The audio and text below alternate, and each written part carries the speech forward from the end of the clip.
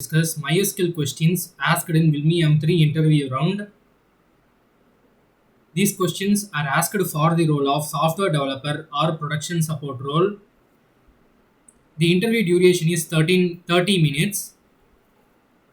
The first query that was asked is write a query to create a table student and should have the columns student ID, student name, and student department. They given this query and we want to create a table using the columns like student ID, student name, and student department. Let's see the answer for this query. We can create a table by using this query, means create table student and student ID. The data type is integer and the student name, the data type is string, that means a varchar of 100. Then student department, var character of 100. This is how we can create a table with columns student ID, student name, and student department. The second query is write a query to add column age to the table student. We want to add the column to the existing table. This is the query they asked. The answer for the question is alter table name, add column age int. This alter table is used to change the table of student, and after that it will be adding the column called age with data type int. They also ask how this query works. You should explain how this query works to them in the interview. Third query, write a query to insert values into the table student. We want to write a query which can be used to insert the values into the table called student. This can be done with, let's see the answer. Insert into student, student ID, comma student name, comma student department, comma student age, values. The student ID is 100, the student name is developer, and the student department is development, and the student age is 21. This like we want to create a query for the statement given, and they will ask how this works. You should explain. By using insert into statement, we can able to insert the values into the table called student. Here we are inserting student ID, student name, and student department and age. So we are mentioning the column name. After that we are mentioning the keyword called values, so that the respective value will be matched to the respective column. This is the usage of giving the column names here. We want to explain like this. Fourth query, write a query to find the second largest salary. This is one of the most important question they will be asking in most of the interview questions. If you know SQL, you can answer this. The answer for this query is select employee ID, comma maximum salary, employee salary from employee, where employee salary is less than select maximum salary from employee. Here there are two queries. One is inside the bracket and another is outside the bracket. The second query, that means inside the bracket, will be executed first and it will fetch the largest, that means maximum salary from the employee. After that, the query outside, that means outside the bracket, will be executed after that, and it will be checking the employee salary which is less than the maximum salary. That's how it works, and finds the second largest salary using this statement. You can use limit class 2 here, but I explained with this query. You can use other query too. You can check in the Google for how to get second salary in different ways, so that you can prepare for this. Fifth query, write a query to find the count of students in specific department. We want to find the count of students in specific department. Here the specific department means ECE, CSE. We want to find how many number of students are present in ECE department, MED, mechanical department, EEE department. This can be done with this query. select count star from student group by student department. We want to group by the student department, and we want to give the condition here. While using aggregate functions, we can't able to use where condition, where clause, so we are using having clause. Having student department is equal to department name. Here the department name can be ECE, triple E, CSE, or anything. It's our own wish. So I just kept blank with plain name as department name. Let me explain how this works. The select query will able to get all the records. And here I have mentioned count of star, where count of star is an aggregate function which counts the number of students in the table from the student. Here the table is student, and we are grouping by student department. So this is the query, how it works by fetching the specific department students. Sixth query, write a query to delete specific value from the table. We want to delete specific value from the table. This can be done by data manipulation language queries. That means delete query. Here, this is an answer for the question. Delete from table name, where table ID is equal to ID value. Here, if you want to delete specific value from the table, you want to mention the condition here, like student ID is equal to 101, or student name is equal to Elon Musk. Like this you can mention. Let me explain how this works. The delete query will be deleting the record from the table, where is used to give condition here, and table ID is equal to ID value. This is used to give a condition with the help of where. We can delete a specific record by this query. Seventh query, write a query to drop the entire table. Here we want to delete the entire table. This can be done by using data definition language, using the drop table name. This is used to delete the entire table, and you can mention an additional answer, like the drop is used to delete the entire table, which means it deletes the entire schema of the table too. But by using truncate, we can able to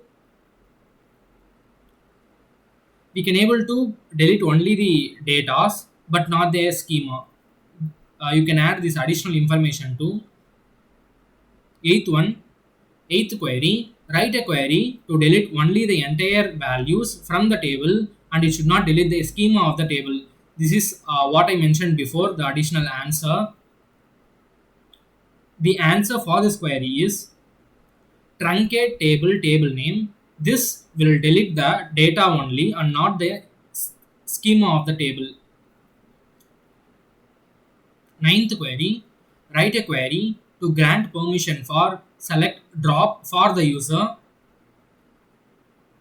We want to give the permission for the specific user to use the select and drop statements in the database. We can give a permission by using a data control language called. In data control language, there are two specific things. One is grant and another is revoke. Grant is used to give the permission, and revoke is used to delete the permission for the specific user. Now let we see the answer for this question. Grant, select and drop. We can give a permission of select and drop on the table name to the specific user. We can mention the username here. This is how we can give the permission for the specific user for specific queries like select and drop. 10th query, write a query to revoke function permission for select and drop for user. Revoke is used to delete the permission or remove the permission, or clearing the permission for specific user of specific queries. Like we can use like this: revoke select drop on table name for the specific username. This is the answer for this query. Now let we see other theoretical questions will be asked. Up to now, we saw some of the queries they will be asking to write in any of the notepad or any of the text editor, but now we are going to see some of the theoretical based questions they will be asking orally, and you want to answer it orally. So let's see some of the questions they asked in the interview.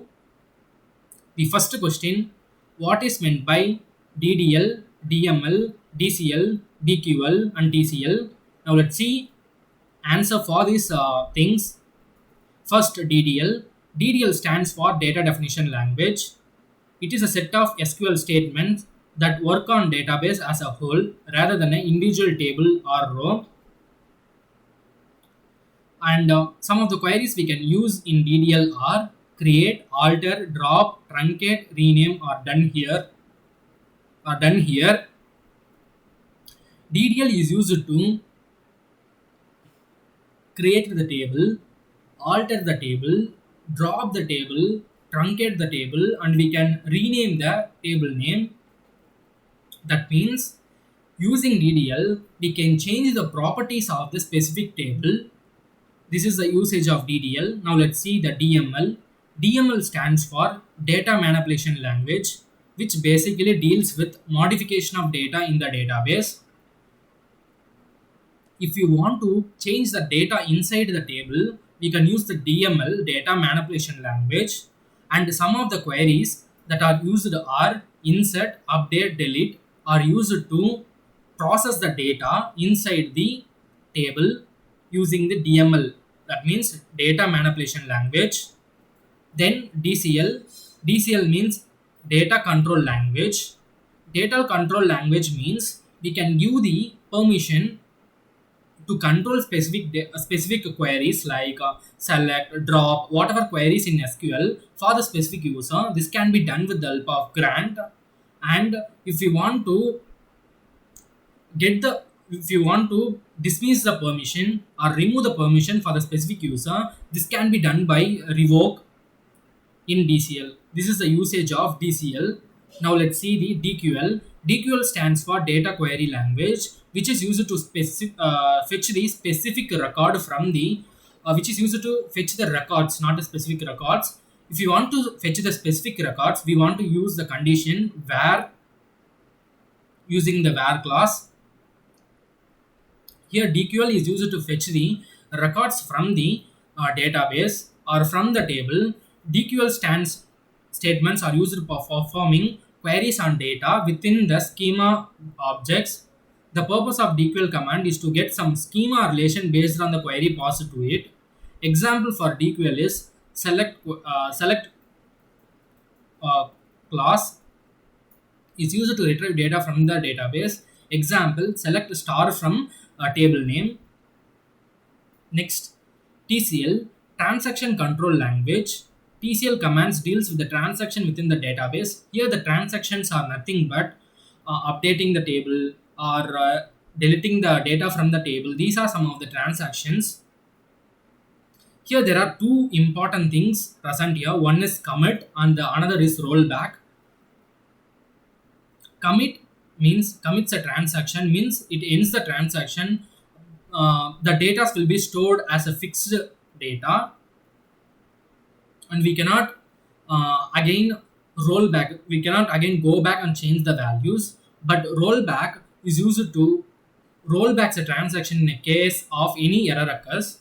If we deleted a specific value, but we mistakenly deleted the particular value, if you want to return it back like a control Z, you can done with the help of rollback. Save point sets a save point within a transaction. Set transaction specific characteristics for transaction. It is better to always set the auto commit equal to 0 while working with the projects, so it will be more useful whenever we do mistakes. Then second question, difference between, they will be asking difference between drop versus delete, truncate versus drop, having versus where, in versus between, grant versus revoke.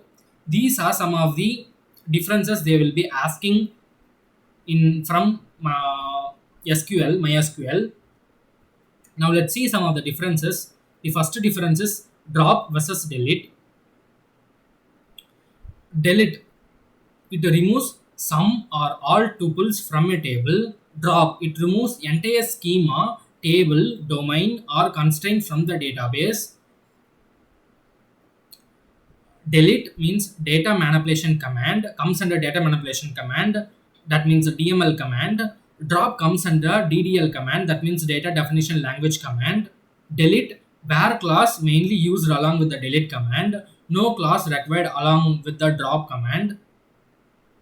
Then actions performed by delete can be rolled back as it uses a buffer. Actions performed by drop cannot be rolled back because it directly works on the actual data. Whenever we delete the data, we can able to roll back we use delete, but when we use drop we can't able to roll back the transaction. The main issue in delete is shortage of memory. The main issue in drop is memory fragmentation. Then flexibility, delete fixed size, where drop resizing is possible. These are some of the differences. You can mention some valuable points like you can mention the language parameter, the class parameter, a rollback parameter, and the main issue in the delete and drop. You can mention these 4 points is enough while they ask drop versus delete. The second difference is truncate versus drop. Let's see the difference. First, drop. The drop command is used to remove table definition and its content, whereas truncate command is used to delete all the rows from the table. I have explained this before itself. Like the drop removes the entire table along with the schema, whereas the truncate can't able to deletes only the data present in the table, entire table present in the entire table, whereas it does not delete any schema. In drop command, table space is freed from the memory, while the truncate command does not free the table space from the memory. Drop, drop comes under DDL command, that means data definition language command, whereas truncate also comes under DDL command, data definition language command. In drop command, undo space is not defined, while in command undo space is used but less than the delete. In the drop command, view of table does not exist. In drop command, we can't able to view the table. View of the table can't exist. While in this command, view of the table exists. That means the schema is not present when drop is executed. The schema can be present when truncate is executed. Here you can mention some of the valuable points like the first point, and it comes under DDL, the third point, and you can mention the sixth point. These points are enough, valuable points are enough to explain this difference between truncate and versus drop. And also you can tell the difference in the form of an example like you can say, you can take an example of student table and you can implement the drop and truncate, and you can explain to the interviewer so that they will be more impressed. Then the third difference, having versus where.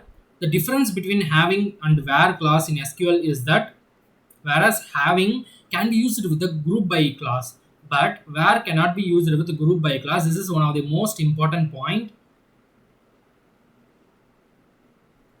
But the having clause can. The where clause works on the rows data, not on the aggregate data. These are some of the differences between having versus where.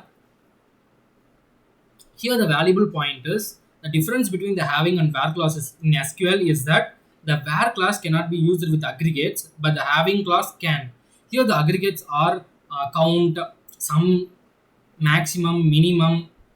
These are some of the aggregate functions in SQL.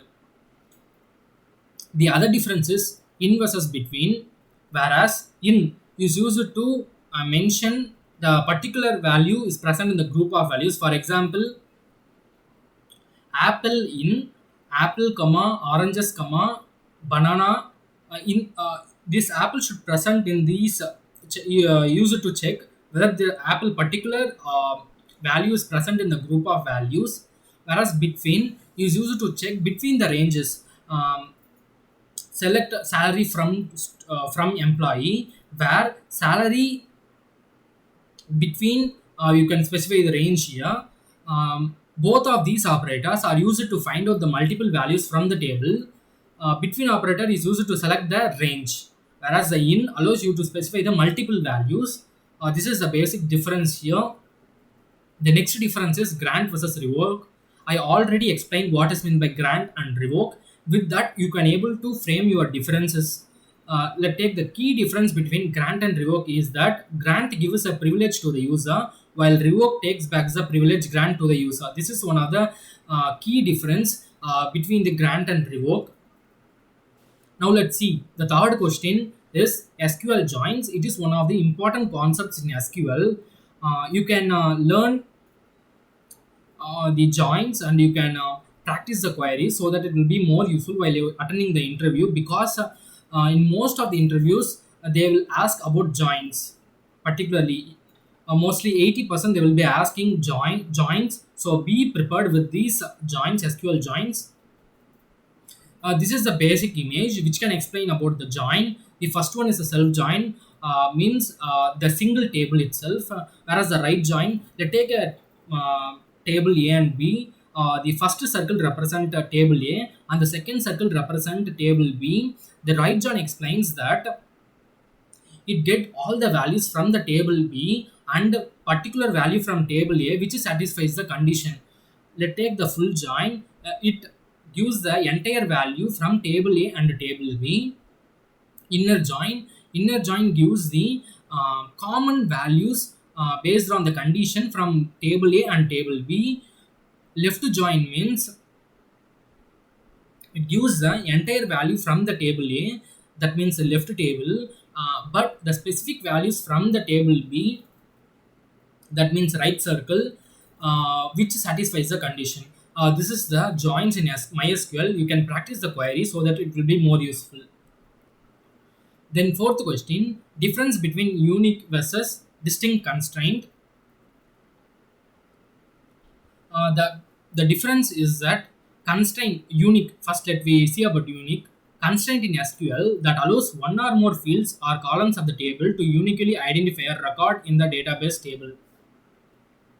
Unique is used as a constraint while creating a table. That means in a column there should be a values of unique values, and there should not be any same values. Whereas the distinct in SQL, constraint used with select that helps to return the distinct or different values in the result set.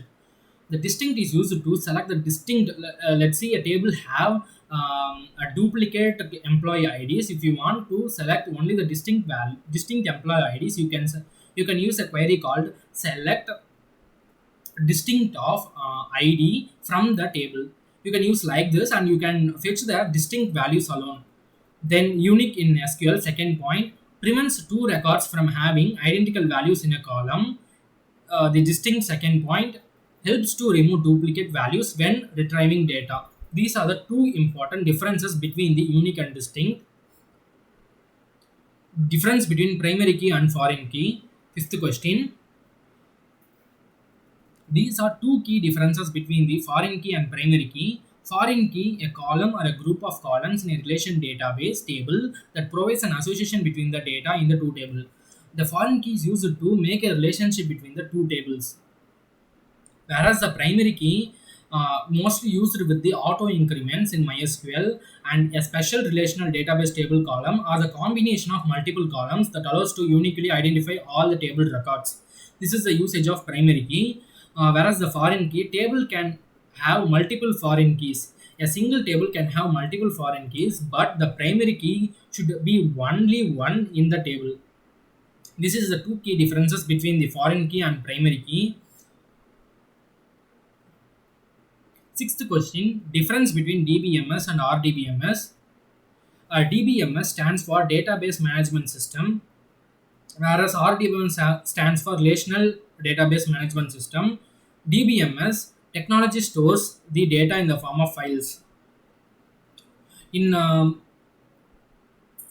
previously and all, that means before before the introduction of RDMS technology, they were using the DBMS technology. That means they are storing the data in the form of files, whereas in RDMS, the data are stored in the form of tables.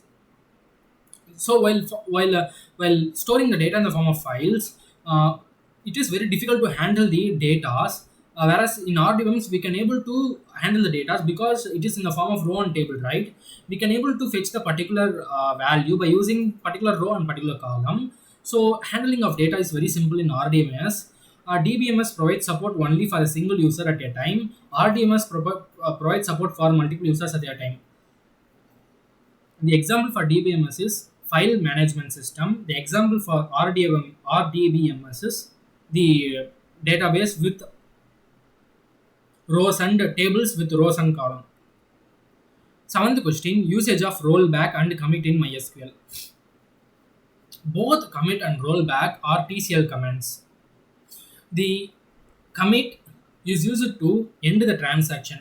For an example, I am doing some transaction like inserting the values and changing some of the values from in the database. If you want to end the transaction and if I want to make those values as a permanent, you can use a commit. But instead, while updating or deleting values in the database, you done a mistake and you want to make a correction for it. For this, you can make a rollback. Let's see some of the important points about TCL commands. Whenever we update data, it will be first placed into a O buffer. Okay, it will be placed in a O buffer. If we commit, the buffer information will be stored permanently in the physical location.